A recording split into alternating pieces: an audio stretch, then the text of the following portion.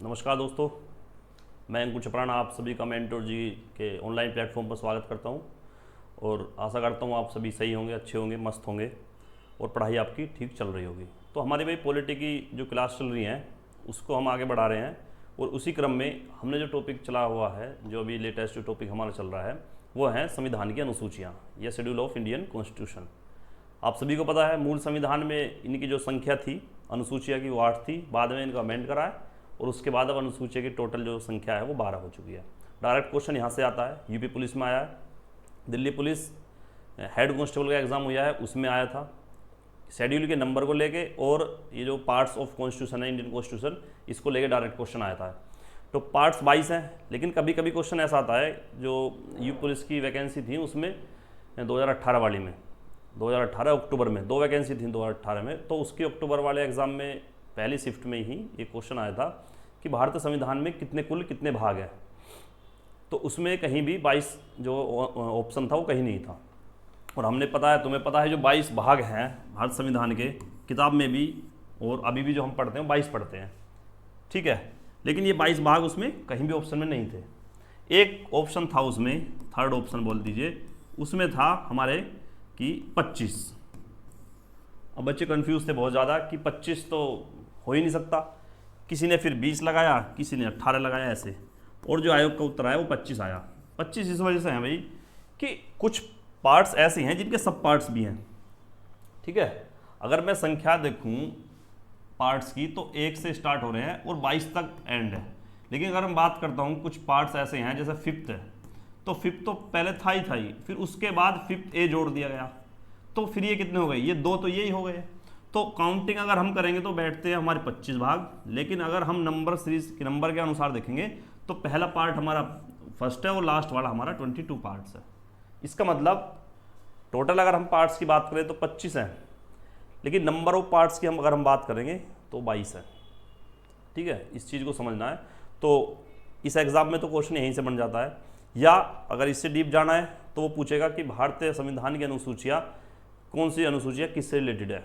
जैसे मैंने आपको पहले बताया अनुसूची 1 से 8वीं तक हम कर चुके हैं।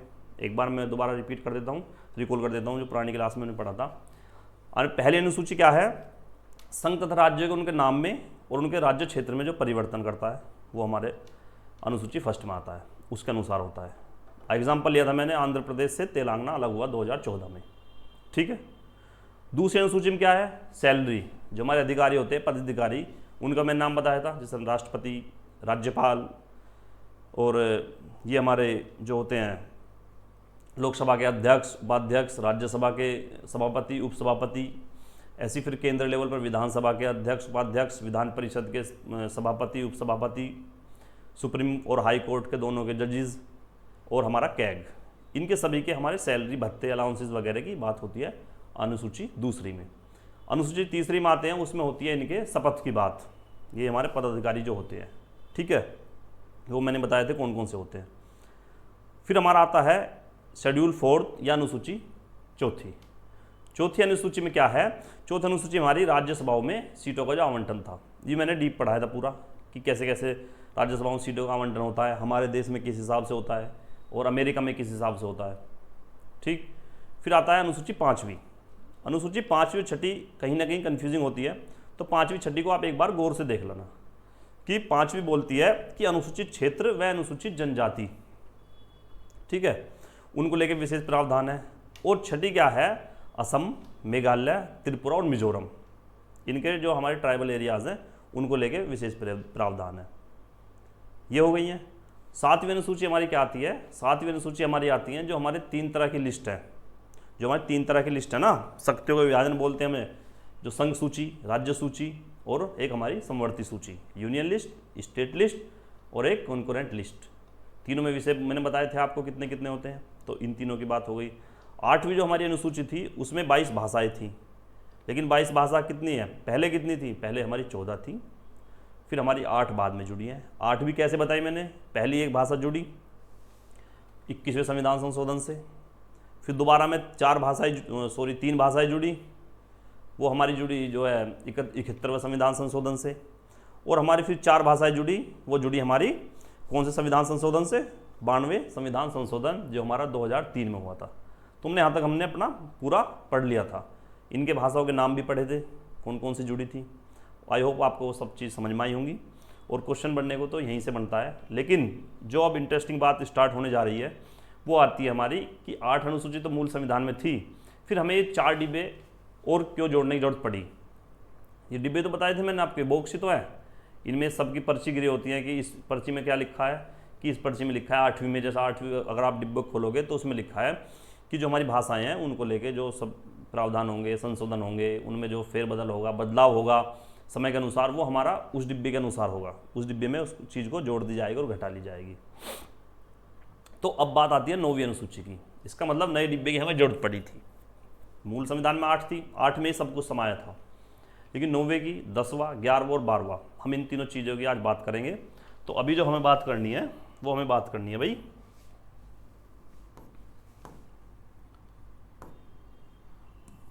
9वीं अनुसूची, 9th शेड्यूल की। तुम्हें पता है जब हमारा देश आज़ाद हुआ 26 जनवरी 1950 को, उस समय हमारी ये 8 ही अनुसूचियाँ थी। तो तब से ही हमारी सरकार के मन में क्या था कि जो हम वो सब देख रही थी सरकार, जब से संविधान बना और जब से हमारा देश चालू, मतलब अंग्रेजों का शासन भी रहा और मुसलमानों के शासन भी रहा इसमें हमारे देश में, इनके गुलाम भी रहे हम। तो तभी से ही क्या था हमारे यहाँ बहुत, आज भी है ये चीज़ तो, कि बहुत असमानता लेके है प्रॉपर्टी को लेके। जैसे मान लिया एक गाँव का एग्जाम्पल लूँ मैं, तो एक गांव में किसी के पास 100 बीघा ज़मीन है, किसी के पास 1 बीघा भी नहीं है। तो ऐसी पूरे देश में जो राजे रजवाड़े थे या बड़ी बड़ी हस्तियां थीं, जैसे आज के समय में अंबानी अडानी हैं, तो इनके पास संपत्ति कितनी है, और किसी किसी के पास 2 टाइम की रोटी भी नहीं है। तो यही चीज़ हमारी भारत सरकार की नज़र में भी थी कि भाई कुछ ना कुछ तो ऐसा काम किया जाए या ऐसा प्रावधान हो कि यार कुछ समानता का स्तर हम थोड़ा सा सुधार सकते हैं। मतलब ये जो इतनी ऊंच नीच हो रही है समाज में, ये जो इतना जो फ़र्क पड़ रहा है या इतना गैप जो है हमारा प्रॉपर्टी को लेके, ये थोड़ा कहीं ना कहीं फिल हो जाए।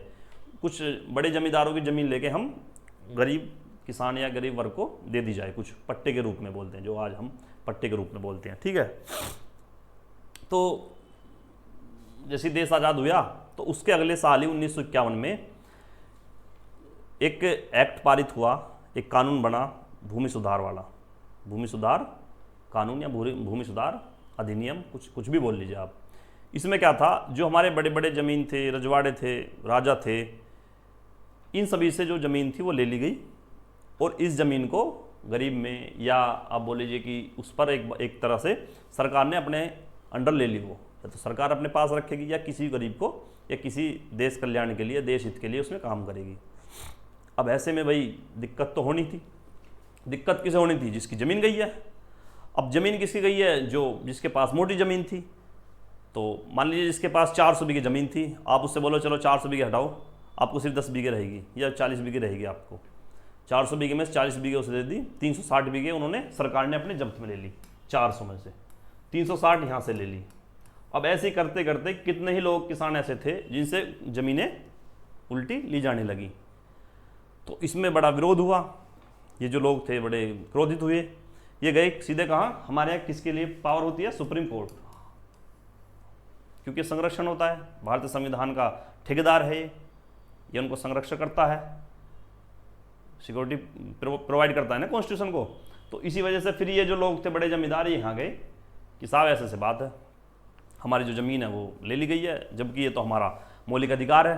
भाई संपत्ति का अधिकार पहले हमारा मौलिक अधिकार था ना, संपत्ति का अधिकार ये हमारा पहले मौलिक अधिकार हुआ करता था। पहले मौलिक अधिकार 7 थे, अब 6 हैं।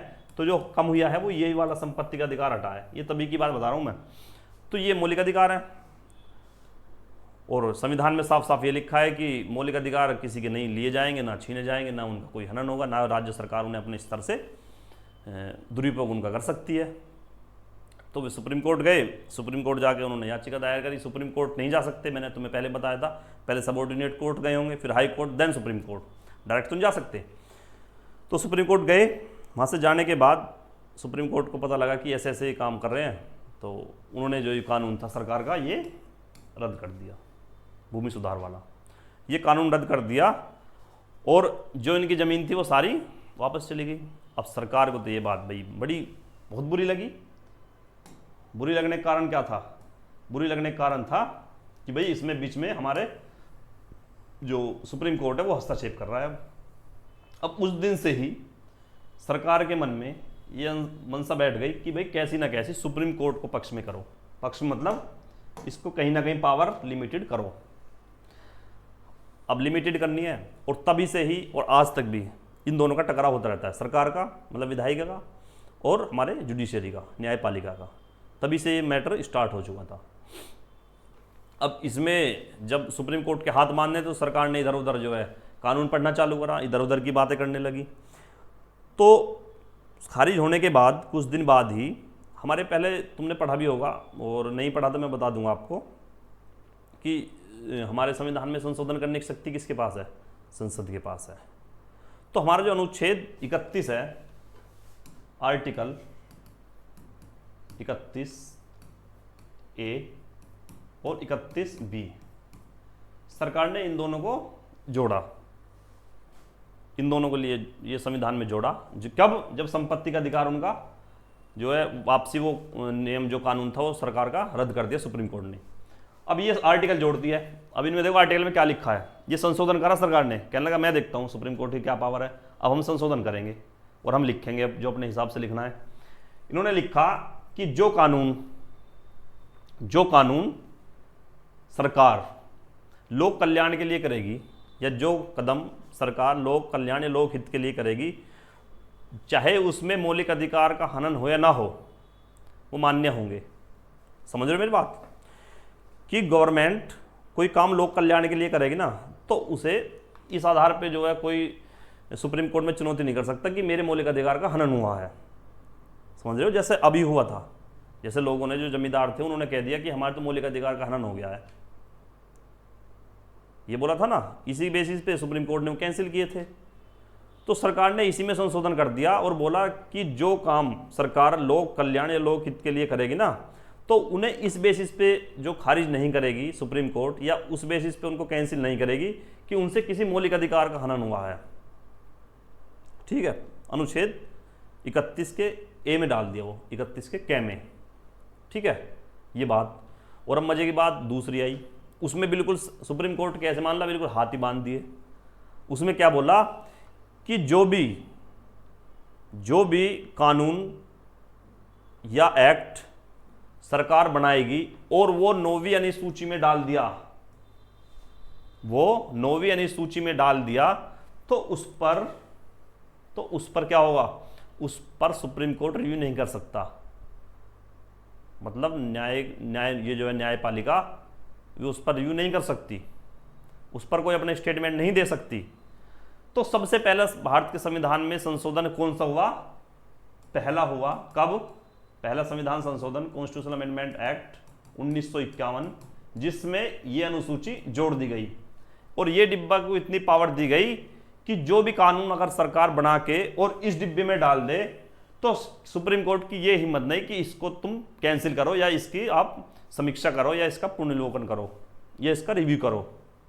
न्यायिक समीक्षा इस अनुसूची में डले हुए आर्टिकल्स की या डले हुए एक्ट की नहीं हो सकती है। समझ गए हो? तो सुप्रीम कोर्ट तो धराशायी हो गया। तो सरकार क्या काम करती फिर, कि सरकार को अगर कुछ कानून ऐसे डालने होते जो उनके हित के लिए ज़्यादा मजबूत हैं, वो कानून बनाए और 9वीं अनुसूची में डाल दिए। कोई भी कानून बनाओ और 9वीं अनुसूची में डाल दो, ना उस पर सुप्रीम कोर्ट कुछ कह सकती, ना कोई लोग कुछ कह सकते हैं, क्योंकि ये दोनों आर्टिकल जोड़ दिए थे।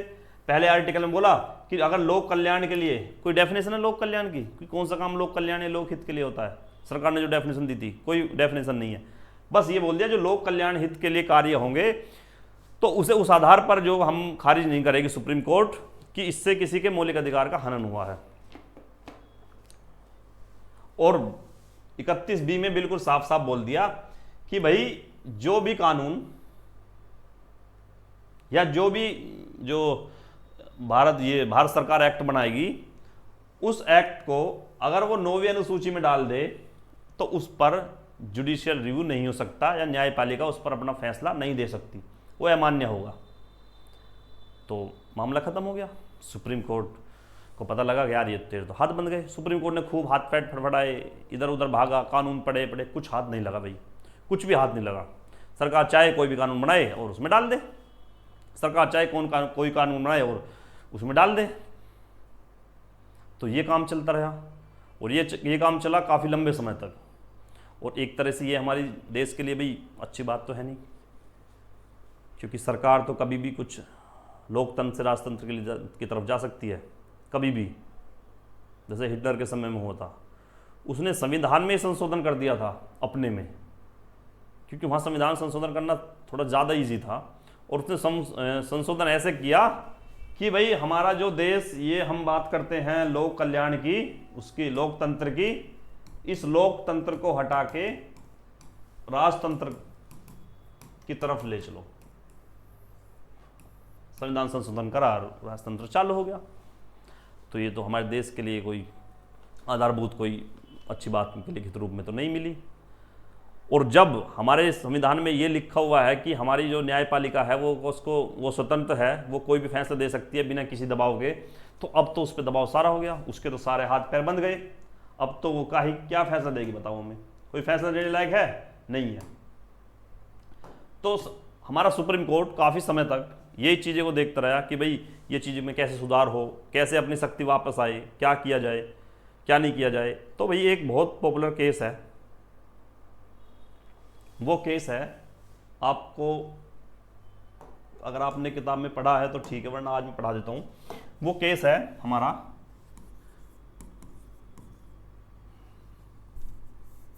केशवानंद भारती केस।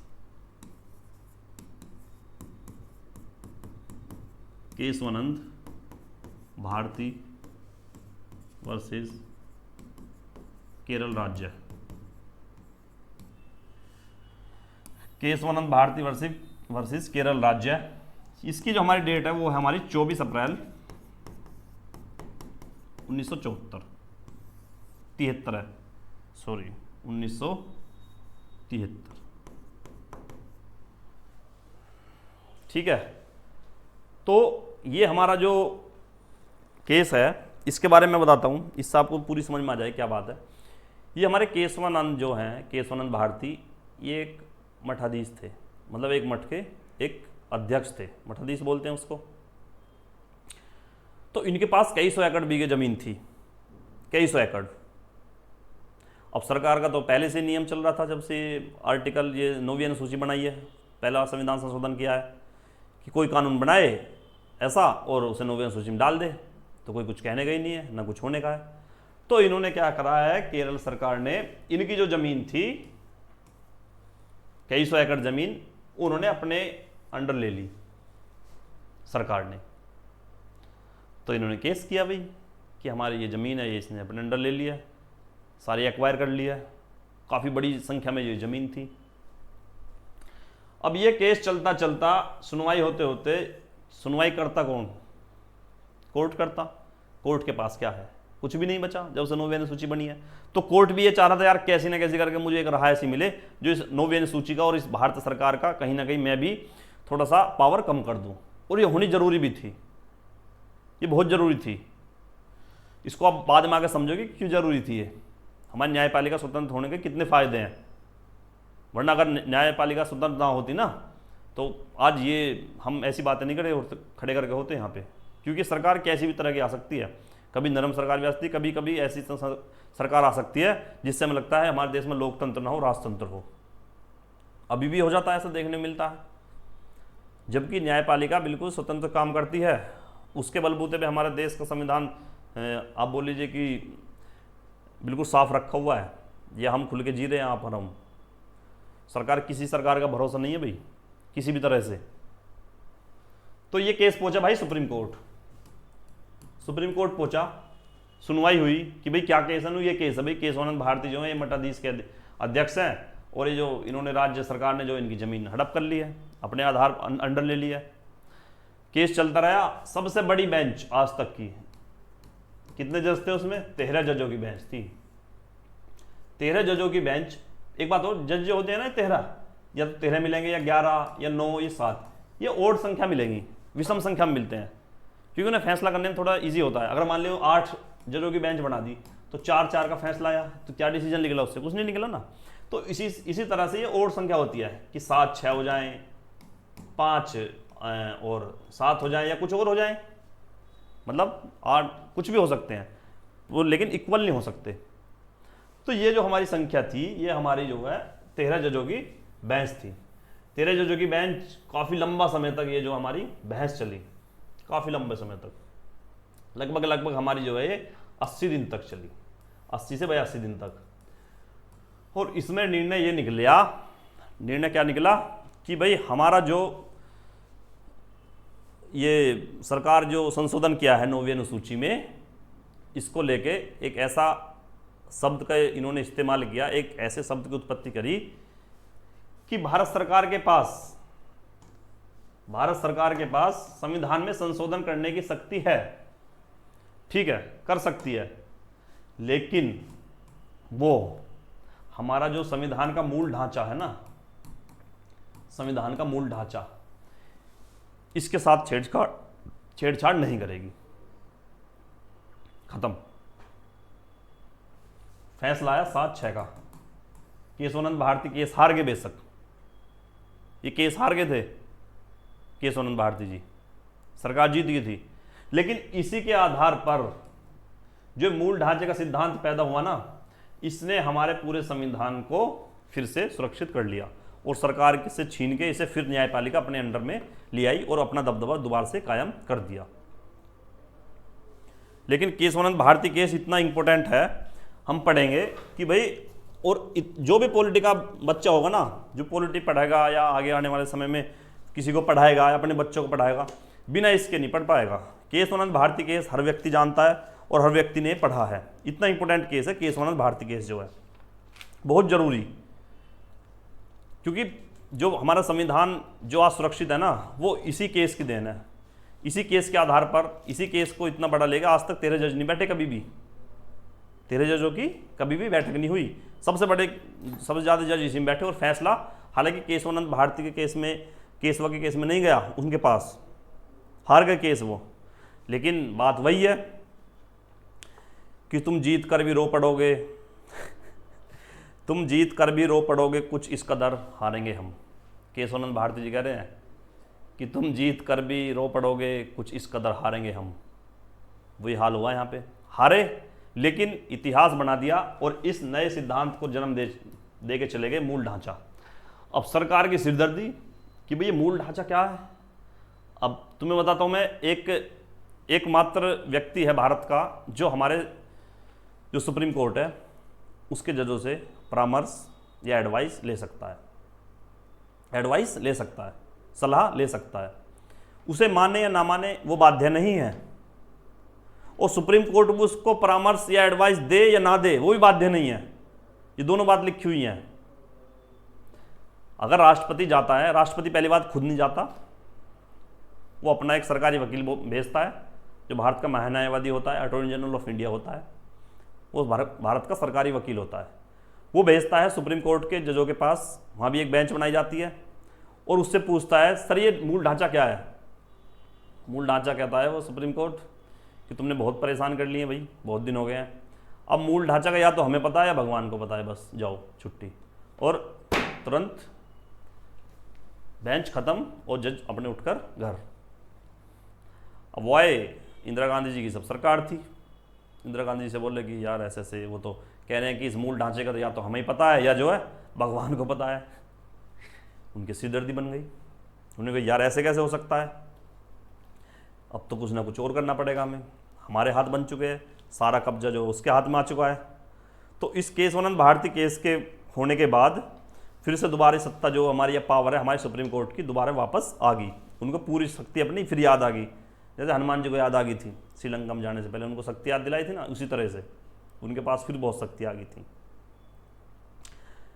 फिर भैया वो मानने वाले कहाँ थी सरकार, इंदिरा गांधी जी, क्योंकि संसद के पास तो एक ही शक्ति है, संविधान में संशोधन कर सकती है बस।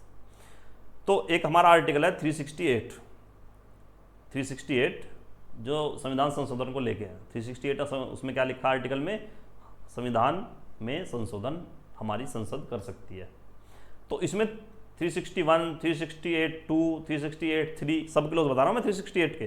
368 तो पूरा आर्टिकल है, फिर उसके अंदर भी सब आर्टिकल है, क्लोज है 1, 2, 3, तो 3 क्लोज तक तो पहले हमारे इसमें एडिट थे या ऐड थे। इंदिरा गांधी जी ने क्या किया, इंदिरा गांधी ने फिर 2 अनुच्छेद जोड़ दिए और संविधान में संशोधन कर दिया 368 का 4th और 368 क्लॉज 5। इसमें बोल दिया कि भारत की संसद मतलब सरकार पूरे संविधान में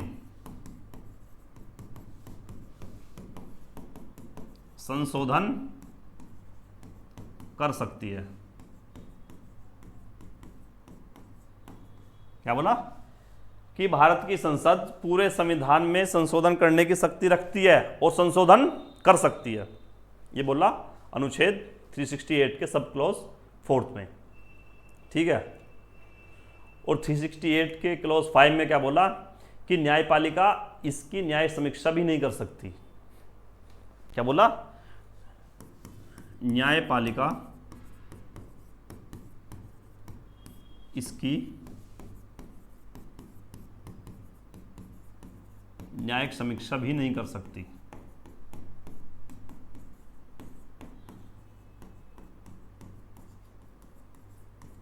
अब ये बात तो सुप्रीम कोर्ट के पास गई कि हाँ सरकार ने इसमें संशोधन कर दिया है। सरकार ने भैया इसको कर दिया खारिज कि भाई पूरे संविधान संशोधन कैसे कर दोगे तुम, पूरे संविधान में तो मूल ढांचा भी आता है, मूल ढांचा आता है ना, हाँ, ये खारिज कर दिया, खत्म। उन्होंने ये तुमने जो लिखा है सब न्यायिक समीक्षा, ये तो खुद मूल ढांचे का एक भाग है, भाग मतलब उसका पार्ट है। मूल ढांचा न्याय जो हमारे जो मूल ढांचा है उसमें लिखा हुआ एक शब्द है, या मान लीजिए उसका ही एक पार्ट है। यार ये मूल ढांचा क्या है, मूल ढांचा पता नहीं है।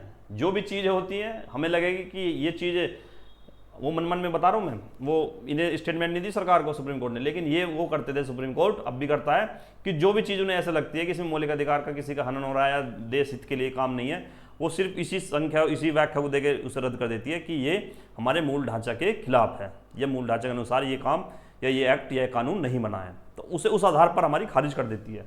तो इसको खारिज कर दिया कि भाई ये तो हमारे न्याय समीक्षा जो तुमने शब्द जोड़ा है या जुडिशियल रिव्यू, ये तो खुद एक मूल ढांचे के भाग है और ये हमारा जो है संशोधन नहीं कर सकती, ऐसा हमारा इसमें मूल ढांचा भी आता है, तो मूल ढांचे में संशोधन तुम नहीं कर सकते, तो उसके बेसिस पे खारिज कर दिया, खत्म मामला, मामला बिल्कुल खत्म। हाथ पे हाथ रख के बैठ गए, अब क्या होगा भाई। और ये शक्ति फिर इतनी बढ़ चढ़ के भाग ली न्यायपालिका ने कि जो भी सरकार कोई ऐसा कानून बनाती उसे तुरंत रद्द कर देती, बोलती ये हमारे मूल ढांचा के खिलाफ है, ये हमारे भारतीय संविधान में जो मूल ढांचा है उसके बिल्कुल खिलाफ है, ठीक है। अब मैं करंट का एग्जांपल अगर आपको लेके दूं तो मान लिया जैसे EWS का मैं एग्जांपल लेके देता हूं। EWS सुना है ना, EWS इकोनॉमिकली वीकर सेक्शन जो है EWS में कितना कोटा होता है, 10% होता है ना, जो आज के समय में हम ले रहे हैं, मोदी सरकार ने दिया है। ये हमारा 1990-91 के आसपास भी था, इसे सरकार लेकर आई थी, लेकिन सुप्रीम कोर्ट ने ये खत्म कर दिया कि नहीं, ये हमारी न्यायपालिका जो हमारा मूल ढांचा है उसके जो अनुसार ये नहीं है, ये इसे खारिज कर दिया, इसे खत्म कर दिया। तो इसे खत्म करने के बाद सिर्फ यही उन्होंने डेफिनेशन दी कि हमारे न्यायपालिका के खिलाफ है या हमारी जो ये मूल ढांचा के बाहर जा रहा है ये चीज़ें, इसी आधार पर इसको हमने सुप्रीम कोर्ट ने खारिज कर दिया। अब मोदी सरकार लेके आई है, अब इसको कौन लेकर आया है, मोदी सरकार, वही वाला EWS है अभी भी है जो हमारी मोदी सरकार लाई है। और मोदी सरकार क्या बोलती है, देखना आप सरकार का, मोदी सरकार बोलती है कि EWS होगा लागू और 10% से ही होगा और इसको सुप्रीम कोर्ट खारिज नहीं करेगी। लोग पूछते हैं क्यों, पूछते हैं इसलिए, सरकार बताती है कि इसलिए खारिज नहीं करेगी कि जो हमारी ये पहली सरकार ने जो बनाया था वो सिर्फ और सिर्फ एक एक्ट बनाया था। एक्ट मतलब उसमें हमारे संविधान में नहीं जोड़ा था, बस एक उसे कानूनी दर्जा दिया था। वो हमने इस ईडब्ल्यूएस को एक कानूनी दर्जा या संविधान में संशोधन करके जोड़ा है, संविधान में संशोधन किया है, संशोधन किया है ना ईडब्ल्यूएस को लेके। 130वां है या वो 104 मेरे पक्का ध्यान नहीं है कौन सा है, लेकिन वो संविधान संशोधन करके वो इसमें जोड़ा है। तो लोगों को लगा यार मोदी ने तो बहुत अच्छा काम किया यार, ये हमारा अब जो है कैंसिल नहीं होगा। लेकिन क्या हकीकत में ऐसा है? अगर संविधान संशोधन भी कर दिया, क्या इसको सुप्रीम कोर्ट खारिज नहीं कर सकता? कर सकता है बेशक, जब चाहे कर सकता है, लेकिन नहीं किया वो अलग बात है। लेकिन ये गारंटी नहीं है, ये जो मोदी ने गारंटी दी थी पक्की कि इसको खारिज नहीं करेगी सुप्रीम कोर्ट, ये कोई गारंटी नहीं है, ये झूठी गारंटी है। इसको जब चाहे सुप्रीम कोर्ट इसको खारिज कर सकता है पूरे कानून को। पहले भी किया है, पहले भी किया है ये वाली चीज़ें जो है, ठीक है। तो ये चीज़ें हमको देखनी होंगी कि कौन सरकार किस चीज़ को लेके हमें बहकाती है या वोट बैंक बनाने के लिए अपने ये झूठे वादे करती है। और ये हमें कब पता लगेगा? जब हम इस संविधान को पढ़ेंगे, जब अपने आईपीसी सीआरपीसी को पढ़ेंगे, जब अपने अधिनियम या अपने कानून अपने लिखे हुए द्वारा लोगों के द्वारा संविधान पढ़ेंगे, जब उनके अनुच्छेद को पढ़ेंगे, तो तभी तो जानेंगे हमारी क्या शक्ति है, क्या पावर है, क्यों हमको लोग बहकाते हैं, क्यों राजनेता हमारे जो है वोट ले लेते हैं बहका के इधर उधर की बातें करके। तो हमें तभी पता लगेगा ये बातें, ठीक है। एक एग्जाम्पल और देता हूँ मैं इसका ही। एक कांग्रेस की जो पार्टी है, कहाँ, हरियाणा में, पहली बार बता रहा हूँ, पहली बात है कुछ दिन से पहली, तो कांग्रेस की पार्टी है, अभी भी कांग्रेस सरकार है वहाँ। तो वहाँ पे भी ये वाला सिस्टम आया था, ईडब्ल्यूएस वाला सिस्टम आया था, वो ख़त्म कर दिया, वो ख़त्म कर दिया। आधार वही है, सुप्रीम कोर्ट जब चाहे बोल दे कि मूल ढांचे के खिलाफ है ये, वो कैंसिल कर दिया। ये लगभग 2013 में आया था हमारा। तो भाई विपक्ष क्या चिल्ला रहा है पता है? मज़ेदार बात क्या है? विपक्ष ये चिल्ला रहा है कि जब सरकार इसको कानून बनाया है तो इसको 9वीं अनुसूची में क्यों नहीं डाला? इस संविधान को, इसको ईडब्ल्यूएस के जो हमारा कानून बनाया है, संविधान में संशोधन करके जो ये हमारे नियम बनाए हैं, ईडब्ल्यूएस का कोटा जो हमें मिल रहा है, इसको कानून बना के और हमारा 9वीं अनुसूची में डाल देती, 9वीं में। तो उसमें तुम्हें पता ही है, उसमें जो कोई भी कानून डल गया तो कैंसिल नहीं हो सकता। क्या ऐसा है? अभी पढ़ा है मैंने पूरी क्लास में, क्या ऐसा है? नहीं है।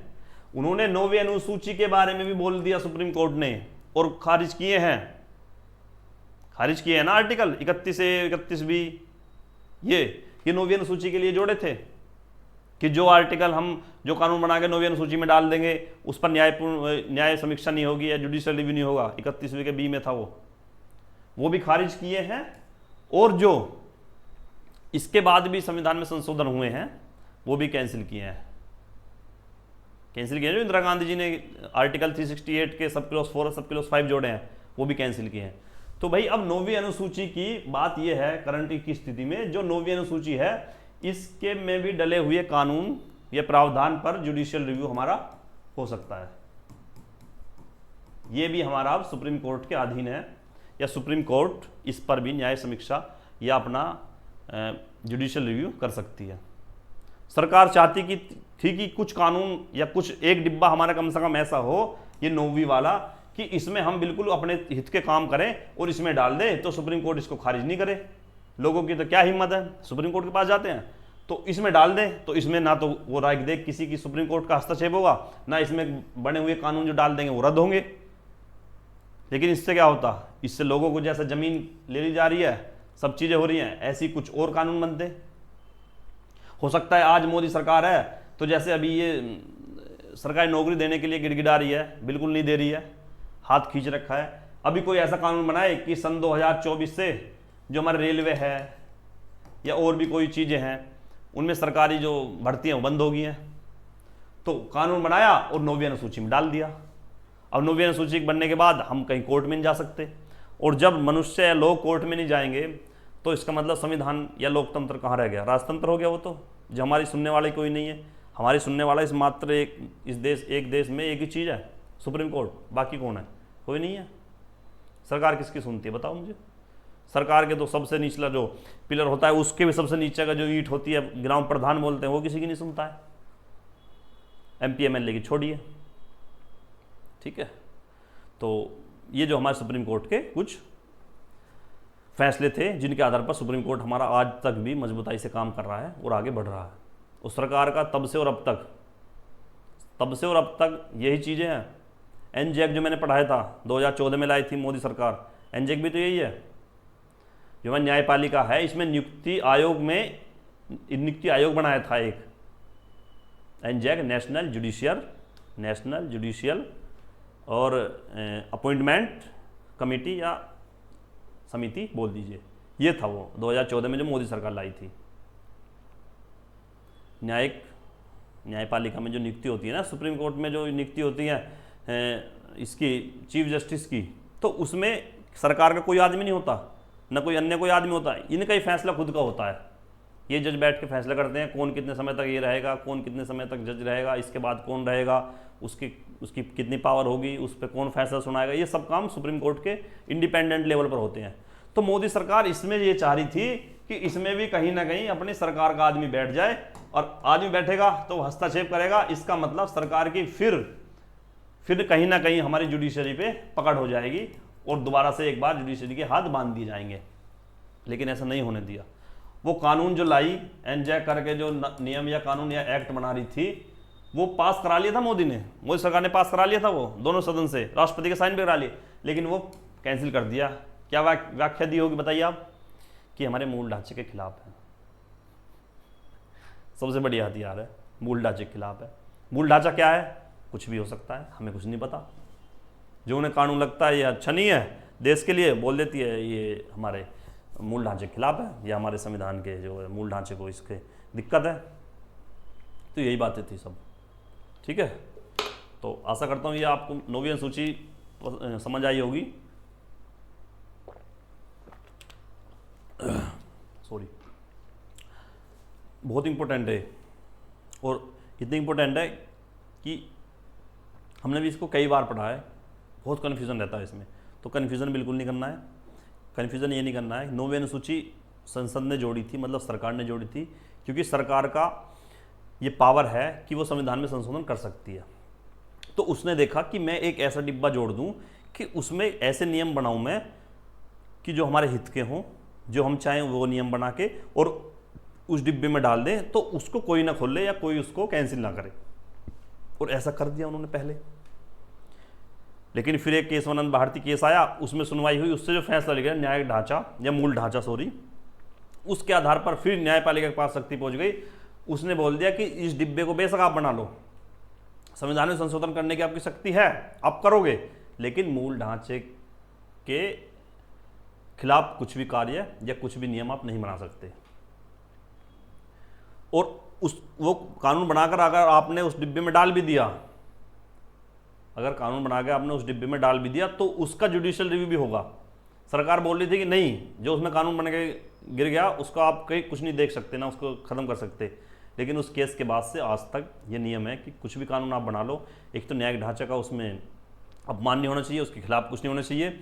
और अगर सरकार को कभी भी ऐसा लगेगा कि उससे मौलिक अधिकार का हनन हुआ है या मौलिक अधिकार छीनने गए हैं या उनका जो है गलत इस्तेमाल हुआ है, तो उसको तुरंत ही रद्द कर दिया जाएगा। ये हमारी सुप्रीम कोर्ट का फैसला था और आज तक यही मान्य है, ठीक है। अब एक क्वेश्चन बनता है कि सर जो उसमें कानून जैसे हमारा 1951 में बन गया था, वो तो 9वीं अनुसूची पहले संविधान संशोधन से, और ये फैसला आया कोर्ट का 1973 में, काफ़ी समय हो गया। उसके अनुसार तो उसके भीतर तो सरकार ने बहुत कानून बना के उसमें डाल दिए होंगे, उनका क्या है, वो सुरक्षित है वहाँ भाई, जो कानून बन गए वो उसके अनुसार ही काम कर रहे हैं। लेकिन जो उसके बाद कानून बने हैं उनमें ये फैसला मान्य है जो अब चलता है, क्या कि मूल ढांचे के खिलाफ ना हो और उसका जुडिशियल रिव्यू हो सकता है। बस इतनी बात ध्यान रखना आप, यही 9वीं अनुसूची है।